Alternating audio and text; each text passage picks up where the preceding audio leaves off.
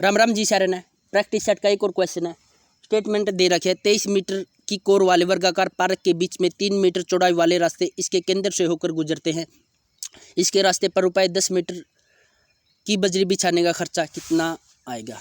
Sir आप एक बात बताना मेरे को, इस स्टेटमेंट में इसने दिया है एक वर्गाकार पार्क है, ठीक है, ये हो गया वर्गाकार पार्क। कौन सा होता है वर्गाकार पार्क?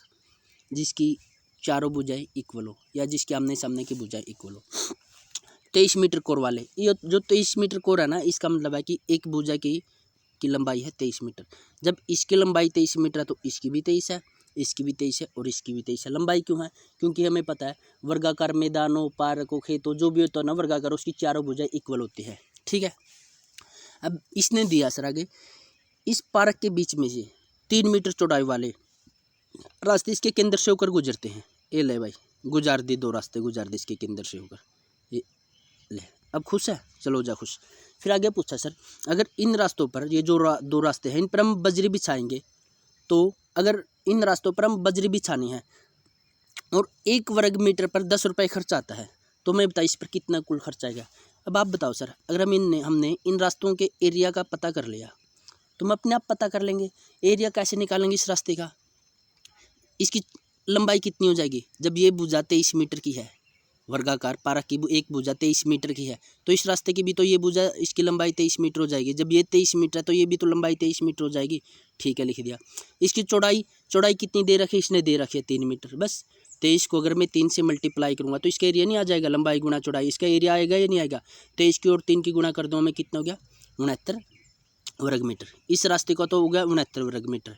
जब इस रास्ते का 69 वर्ग मीटर हो गया तो इसका भी तो 69 ही होगा। क्यों होगा? जब ये भुजा 23 की है तो ये भी तो 23 की है, जब ये 23 की है तो ये भी 23 की है। इसकी भी लंबाई 23 मीटर इसकी लंबाई है, चौड़ाई भी इसके 3 मीटर दे रखा है, तो 69 इसका भी हो जाएगा। 69 वर्ग मीटर इस रास्ते का हो गया और 69 वर्ग मीटर इस रास्ते होगा, यानी कि 69 अगर हम जोड़ेंगे कितना हो जाएगा? 138 वर्ग मीटर, ठीक है। लेकिन एक बात याद रख मेरे भाई, इसने जो केंद्र है ना, केंद्र में तो डबल 2 बार ऐड कर लिया हमने इस केंद्र को, तो एक बार तो इस रास्ते में ऐड कर लिया, एक बार इस रास्ते में ऐड कर लिया, तो केंद्र का एरिया 2 बार ऐड कर लिया। 138 में से इस केंद्र का एरिया घटा देंगे। केंद्र का एरिया कितना है? 3 मीटर ये चौड़ा है और 3 मीटर ये लंबा है। 3 गुना 3 यानी कि 138 में से हमने 9 घटा दिया, कितना रह गया? 129 रह गया। 129 रह गया, 138 में से 9 घटा दिया, 129 रह गया। 1 वर्ग मीटर पर 10 रुपये खर्च आता है, तो 129 पर कितना आएगा? 129 के पीछे 0 लगा देंगे, यानी कि इन रास्तों को पक्का करने के लिए अपना खर्च कितना आएगा? 1290 रुपये। चलते हैं दूसरे क्वेश्चन की तरफ। दूसरा क्वेश्चन दे रखा है सर, दूसरा क्वेश्चन कौन सा? रीजनिंग का नया क्वेश्चन है, बिल्कुल सर, नया टाइप। मैंने पहले ही बोला ना, अगर मैं 150 क्वेश्चन कराऊंगा ना तो मैं ये नहीं कह रहा कि मैं 150 क्वेश्चन है मेरे भाई, वो रीजनिंग के 150 टाइप है। देखो 4 दिशाएं होती है अपनी, कितनी दिशाएं होती है? 4 दिशाएं होती है। ले, ये हो गया नॉर्थ, साउथ, ईस्ट और वेस्ट। इसने बोला है देखो कोई दिशा अपनी जो दक्षिण से उत्तर पश्चिम होगी, उत्तर पश्चिम कौन सी दिशा होगी? ये होगी, और ये होगी दक्षिण पूर्व। ये दिशा ना दक्षिण से क्या होगी? उत्तर पश्चिम हो गई है, ठीक है। फिर आगे बोला है, आगे ये दिशा तो इसने दक्षिण से उत्तर पश्चिम बना दी, फिर आगे ये है ना इसने दक्षिण पूर्व बनाई है, तो ये कैसे बने दक्षिण पूर्व? आप एक बात बताना, साउथ से ये 135 डिग्री घुमा है। क्यों डिग्री घुमा है? इसके और इसके बीच में कितना गैप होता है? 90 डिग्री का, क्योंकि ये 0 या 360 होती है, 90 हो गया, 180 हो गया, 270 हो गया, 360 हो गया, तो कितना घुमा है सर? ये 135 डिग्री घुमा है क्लॉकवाइज, ठीक है, ठीक है। फिर आगे ये उत्तर दक्षिण पूर्व कैसे हुई है? ये 135 डिग्री क्लॉकवाइज घुमा है। अगर इसमें से मैं 135 डिग्री पीछे लेके जाऊंगा, एंटी क्लॉकवाइज जाऊंगा, तो कहाँ पर आ जाऊंगा? उत्तर पर आ जाऊंगा। वेरीफाई करने के लिए उत्तर में से अगर मैं इसको क्लॉकवाइज 135 डिग्री घुमाऊंगा, क्या आ जाएगा? दक्षिण पूर्व आ जाएगा, यानी कि option number A is right answer. नया टाइप था सर, बिल्कुल इस टाइप से भी क्वेश्चन बन सकता है। चलते हैं एक नए क्वेश्चन की तरफ। नया क्वेश्चन हम, चलो सर करो इसको। देखो जरूरी नहीं होता कि हर क्वेश्चन में सूत्र ही लगाना जरूरी है। कई क्वेश्चन है ना सर अपने दिमाग से भी हो जाते हैं, और जैसे हम अपने दिमाग से सोल्व करते हैं तो उनमें बहुत कम टाइम लगता है। ये आप है ना वेरीफाई करके देख लेना। जैसे कि इन क्वेश्चन में दिया है, एक वस्तु को 162 रुपये का लाभ है। एक वस्तु को बेचने पर, यानी कि एक वस्तु को 162 रुपये का लाभ पर बेचने पर 702 रुपये में बेचा जाता है। अच्छा, अगर इस विक्रेता इस पर 10% अतिरिक्त लाभ कमाए तो कितने रुपए में बेचेगा? सर आप एक बात बताना, कोई वस्तु थी, ठीक है, कोई वस्तु थी, उस पर 162 रुपये का लाभ कमा के ना 702 रुपये में बेच दिया। ठीक है, 162 रुपये का लाभ कमा के 702 में बेचा है, तो कितने में खरीदा होगा इसको खरीदा होगा। अगर 702 में से मैं इसका लाभ घटा दूंगा तो इसको कितने में खरीदा होगा, इसको खरीदा है 540 में। 2 में से 2, 10 में से 6 गए 4, ठीक है, 540 में खरीदा। फिर बोला है अगर मैं इस पर 10% और अतिरिक्त लाभ कमाता तो मैं इसको कितने रुपए में बेचता। ठीक है सर, यानी कि अगर मैं 540 में 10% लाभ कमा बता दूंगा तो कितना आ जाए, 540 का 10% 54 आ जाएगा। तो इस 702 में हम 54 ही जोड़ देंगे तो कितने में बेचता, 756 में बेचता। ठीक है, आगे समझ में, बस इसमें कुछ नहीं किया सर। 162 का लाभ कमाया था उसने, 702 में बेचा। फिर इसने पूछा अगर मैं इसी वस्तु पर 10% और एक्स्ट्रा लाभ कमाता तो कितने में बेचता। बस 702 में से 162 घटा दिया, 540 में खरीदा था इसने, इसका क्रय मूल्य पे 10% और अतिरिक्त लाभ जोड़ देंगे हम। 540 का 10% 54 आएगा, इस 54 में 702 जोड़ देंगे। हमने क्यों किसी सूत्र के चक्कर में पड़ना है कि नहीं। 90 डिग्री पे घुमा दिए इसको 90 डिग्री पे। सर इस टाइप का भी क्वेश्चन पूछ सकता है। जसप्रीत बुमराह की गेंदबाजी का औसत 12.4 रन प्रति विकेट था, लेकिन उसने आज मैच में 26 रन देकर 5 विकेट ले लिए। उसके गेंदबाजी का औसत जिससे है ना 0.4 रन की कमी आ गई। तो बताइए जसप्रीत बुमराह ने कुल कितने विकेट लिए। सर आप एक बात बताओ, उसने आज के मैच में 26 रन दिए हैं और विकेट कितने लिए, 5, यानी कि आज का औसत उसका कितना आ जाएगा। अगर 26 को मैं 5 से भाग दूंगा तो कितना आ जाएगा, 5 5 5 25, 5 दूनी 10, यानी कि आज का उसका औसत रन रेट कितना है, औसत विकेट कितना है, 5.2 रन, यानी कि एक विकेट 5.2 रन लेके देता है। आज से पहले कितना था उसका, आज से पहले उसका औसत था सर 12.4 रन प्रति विकेट। ठीक था, ये बात इसने दे रखी है। लेकिन जो आज उसने 26 रन दिए ना, 26 रन देके जो 5 विकेट लिए, इससे जो उसका औसत था जो ये 12.4 था, इसमें ना 0.4 की कमी आ गई। तो कितना हो गया उसका गेंदबाजी औसत, तो आपका हो गया सर 12 हो गया।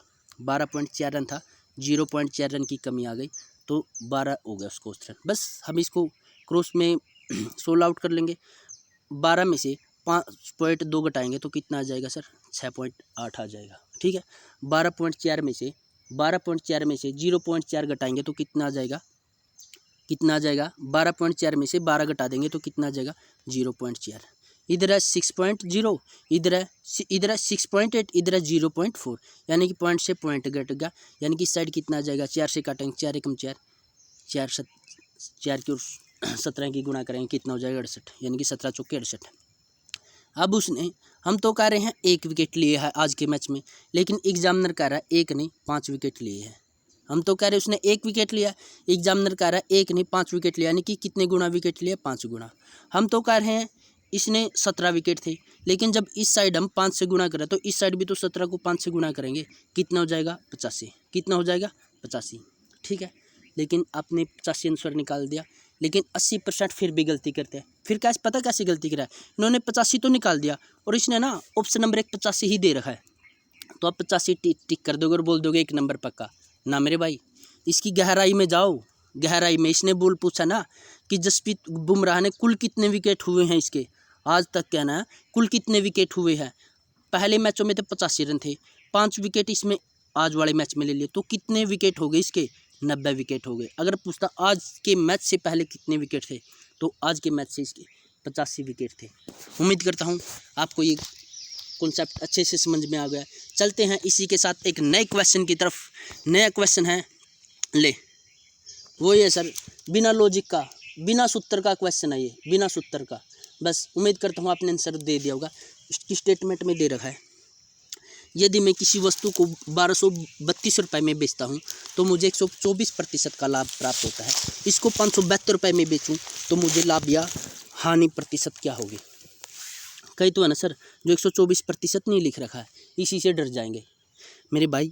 ये 124 का मतलब आप एक बात बताओ, अगर मैं आपसे बोल दूँ कि किसी वस्तु का ना मैं 10% लाभ पर बेचता हूँ और मुझे 1232 रुपये प्राप्त होते हैं, आप है ना उसमें एकदम 110 जोड़ लोगे, उसमें तो 110 जोड़ लोगे। जब उसमें हम 10% लाभ में हम 100 जोड़ सकते हैं तो 124% में नहीं जोड़ सकते क्या। बस वही तो बात है, 124 में 100 जोड़ लेंगे, कितना हो जाएगा 224। फिर बताता हूँ, अगर 100% अगर हम बोलते हैं ना कि 10% आने हुए तो हम क्या करते हैं 90%। अगर हम बोलते हैं कि हमें 10% लाभ हुआ तो हम क्या कर देते हैं 110%। अगर मैं बोलूँ कि मुझे 50% आना हुई तो हम कर देते हैं 50% कर देते हो। अगर मैं कहूँ मुझे 50% लाभ हुआ तो हम क्या कर देते हैं 150%। ठीक है। अगर मैं कहूँ मुझे 124% लाभ हुआ तो मैं क्या बोल कर सकता हूँ 224% कर सकता हूँ। लेकिन इसने बोला है अगर मैं इतना लाभ पर बेचतूँ ना तो मुझे इतने रुपए में मिलते हैं, यानी कि 1232 रुपये। ठीक है। अब मैं इसको कितने प्रतिशत पर बेचूं कि मुझे 500 रुपये, अब मुझे इसको कितने प्रतिशत पर बेचूं कि मुझे 500 रुपये 72 में बेचनी पड़े। ठीक है भाई। अब 224% में बेचने पर मुझे 1232 रुपये प्राप्त होते हैं। मैं इसको ऐसे नहीं बोल सकता 224% में बेचने पर 1232 प्राप्त होते हैं। मैं इसको ऐसे नहीं बोल सकता 1232 रुपये में बेचने पर मुझे 224% प्राप्त होते हैं। ऐसे भी तो बोल सकता हूँ 1232 रुपये में बेचने पर मुझे कितना लाभ होता है 224%। तो 572 रुपये में बेचने पर क्या होगा। अब इसको काटेंगे कैसे 4 से काटेंगे, 4 एकम 4, 4 एकम 4, यो सॉरी 1 मिनट सर, ये 572 है, ये 224 बटे में 1232 हो गया सर। इधर कर दो हमें 572, 4 एकम 4, चौकी 16, 4 तीय हो गए 12, इधर काटूंगा सर 4 तीय 12, 0 4 8 32। अब इसको कितने पे काटूँ 11 पे काट देता हूँ। 11 एकम 11, 11 तीय 33, इसे काटूंगा 11 दूनी 22, 11 अठे 88, 28 से कितना जाएगा 8, 8 64, 8 दूनी 16 6 22। हाँ ये 8 पे चला गया। 28 को 8 से काट 224 को 28 से काटेंगे कितना आ गया 8, इनकी गुणा कर लें 13 और 8 की गुणा कर दी कितना हो गया 104%। यानी कि अगर 104% में बेचता हूँ ना 104% में बेचता हूँ तो मुझे 572 रुपये मिलते। अब मुझे बताइए लाभ होगा या हानि होगा। भाई अगर 100 रुपये होता तो मुझे ना प्रॉफिट होता ना लॉस होता। 100 से कम होता, जितना कम होता उतना ही मुझे लॉस होता। ये 100 से कितना ज़्यादा है 4 ज़्यादा है, यानी कि मुझे 4% प्रॉफिट होगा। ये था सर इस क्वेश्चन में। क्वेश्चन बिल्कुल छोटा था, मैं थोड़ा आपसे को समझाने के लिए ज़्यादा लग गया। ऐसे ही करना सर हमने। ठीक है। चलो नए क्वेश्चन की तरफ आओ। ये क्वेश्चन ऐसा ना सर, ऐसा क्वेश्चन है इसको 90% बच्चे गलत करते हैं। इस क्वेश्चन को जंडू बम क्वेश्चन है ये, 90% बच्चे इस क्वेश्चन को गलत करते हैं। क्वेश्चन ये सबको आता है फिर भी गलत आंसर आता है इसका। देख तो इसने क्या गहराई है इसके शब्दों में। ए तथा बी की मासिक आय का अनुपात 2:3 है।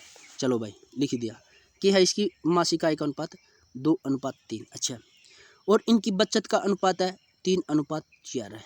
ठीक है, ये भी लिख दिया।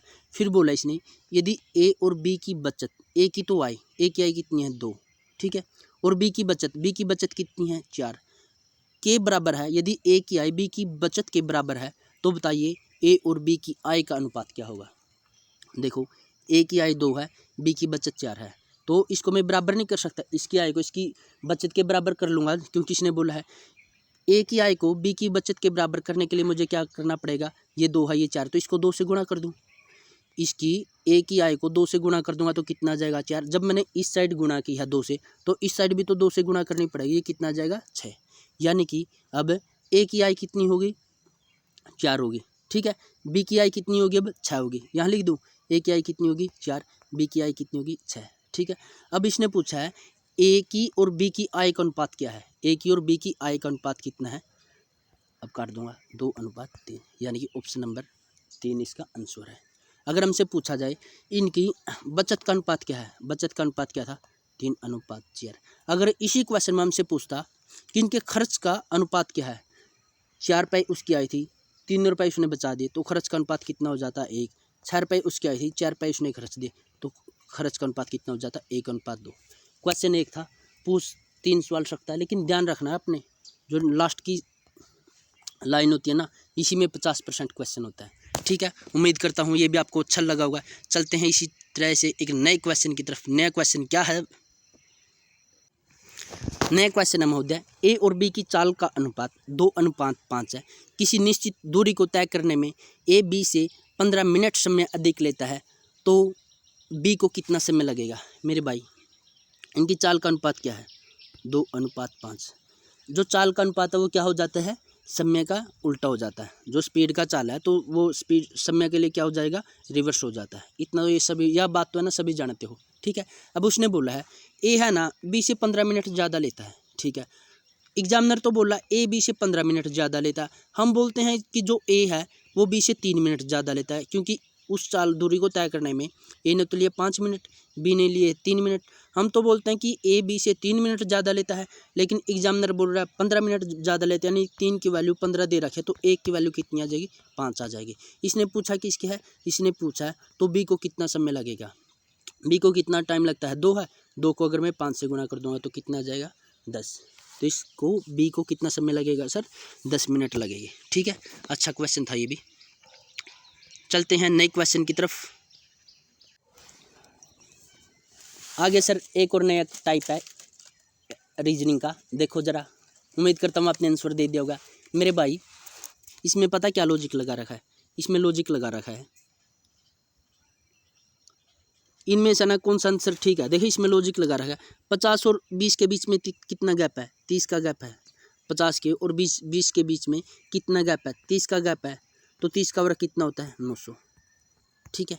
ये लॉजिक लगा रखा। अब इनमें हमने देखना इनमें कौन सा आंसर ठीक है। 60 का बीच 6, 90 और 30 के बीच में कितना गैप है, 60 का वर्ग कितना होता है, 3600 नहीं है। 55 और 44 के बीच में कितना गैप है, 11 का वर्ग कितना होता है, 121। ये क्वेश्चन ठीक है सर, ये ऑप्शन ठीक है। चलो सर नए क्वेश्चन की तरफ, नया टाइप है सर, नोट कर लेना आप इसको। मैंने फिर बोला जितने भी मेरे रीजनिंग के क्वेश्चन मिलेगा ना सर, बिल्कुल नए टाइप के मिलेंगे। अगर 150 क्वेश्चन कराऊंगा ना मैं, आपको 150 टाइप सिखा दूंगा। चलो सर इजी क्वेश्चन है, इसमें कोई ज़्यादा हमें इस क्वेश्चन पर टाइम ख़राब करने की बात नहीं। इसमें बोला है F36 E25, हमें पहले इनके देखो F का कितने पे आता है, 6 पे, E कितने पे आता है, 5 पे, यानी कि इसने 6 का वर्ग 36 लिख रखा है। ई 5 पे आता है, 5 का वर्ग 25 लिख रखा है, ऐसे ही लिख रखा है। वो कितने पे आता है, 15, 15 कितने होता है, 225। तो जेड कितने पे आएगा, 26 का वर्ग कितना होता है, आप बताना मेरे को, 26 का वर्ग कितना हो, जितना 26 का वर्ग होता है ना वही इसका आंसर है, ठीक है। आप कमेंट में बताना, क्योंकि आपको थोड़े वर्ग भी याद होने चाहिए, कम से कम 20 या 25 तक के। चलते हैं नए क्वेश्चन की तरफ। एक नया क्वेश्चन है सर, ये भी इस टाइप से पूछ सकता है, जैसे एक केंचुआ 4 घंटे में 1 किलोमीटर चलता है, फिर 20 मिनट का आराम करता है, तो 3.5 किलोमीटर दूरी तय करने में उसे कितना समय लगेगा। देखो सर आप एक बात बताओ, एक कछुआ है वो 1 किलोमीटर से चला, 4 घंटे रेस्ट कर लिया, फिर उसने 1 किलोमीटर चला कितने घंटे में, 4 घंटे में, फिर उसने 20 मिनट का रेस्ट कर लिया, यानी कि 20 मिनट का रेस्ट कर लिया। उसके बाद फिर 1 किलोमीटर चलता है कितने घंटे में, 4 घंटे में, फिर वो यहाँ पे 20 मिनट का रेस्ट करता है, फिर वो 1 किलोमीटर चलता है कितने घंटे में, 4 घंटे में, फिर वो 20 मिनट का रेस्ट करता है, फिर कितने आधा किलोमीटर चलता है। आधा किलोमीटर जब 4 घंटे में 1 किलोमीटर चलता है, तो आधा किलोमीटर कितने घंटे में चलेगा, आपको सर 2 घंटे में चलेगा। तो यही तो पूछा उसने, कुल कितना समय मिलेगा, 4, 8, 12 घंटे तो ये हो गए। 3 बार उसने आराम किया, 20-20 मिनट, 1 घंटा हो गया, 12 और 1 कितना हो गया, 13, और आधी किलोमीटर की दूरी उसने 2 घंटे में तय करी थी, तो कितना हो गया, 15। कोई इस टाइप के क्वेश्चन में ना कोई ज़्यादा सूत्र लगाने वाली बात नहीं होती सर, ठीक है। चलो फिर एक नए और क्वेश्चन की तरफ आओ। देखो सर ये भी अच्छा क्वेश्चन है। एक समकोण त्रिभुज के कर्ण की लंबाई 13 सेंटीमीटर है, उसका बेस 5 सेंटीमीटर और उसके लंब की लंबाई है 12 सेंटीमीटर, तो उसके समकोण त्रिभुज का क्षेत्रफल कितना होगा। देखो सर ये है ना, इस क्वेश्चन पे ना मैं आपको इस क्वेश्चन से मैं आपको 2-3 क्वेश्चन कराऊंगा। सबसे पहले तो मैं आपको ये बोलता हूँ, आपको ट्रिपलेट याद होनी चाहिए, कम से कम 4-5 ट्रिपलेट याद होनी, जैसे 5, 12, 13 होती है एक, ठीक है। एक होती है 9, 40, 41, ठीक है सर। एक होती है जो नॉर्मल है 3, 4, 5, इसकी 2 से गुणा कर दें 6, 8, 10, इसकी 3 से कर दें 9, 12, 15, इसकी 4 से कर देते हैं 12, 16, 20, ऐसे ना सर कम से कम 8-10 ट्रिपलेट तो याद करो। देखो उनका यूज़ कहाँ पर होता है, अगले क्वेश्चन में बताऊंगा, पहले इस क्वेश्चन को सोल्व आउट करते हैं हम। देखिए ये होता है समकोण त्रिभुज, ठीक है, जिस पे 90 डिग्री का एंगल बनता है, इसके सामने वाली भुजा को बोलते हैं हम कर्ण, ठीक है। इंग्लिश में तो क्या बोलते हैं इसको, परपेंडिकुलर, इसको बेस बोलते हैं शायद, इसको मेरे को बोलना नहीं आता, चल छोड़ यार, जो भी बोलते हैं क्यों हमने वो करना। ये इसका कर्ण की है लंबाई कितनी, इसकी 13 सेंटीमीटर, बेस हो गई, ये बेस कितने है इसका 5 सेंटीमीटर दे रखा है, और जिसका परपेंडिकुलर है लंब है, लंब कितना हो गया 12, ठीक है। इसका क्षेत्रफल का क्या सूत्र होता है, 1/2 बेस इंटू परपेंडिकुलर या हाइट, ठीक है। इसको सोल्व आउट करेंगे। कितना दे रखा है ये बेस कितना दे रखा है, एक मिनट 1/2, बेस कितना था 5, परपेंडिकुलर था 12। इसको सोल्व आउट करेंगे, कितना गया 5 6 के 30, ठीक है। कितना आ गया 30 वर्ग मीटर आ गया सर, ठीक है।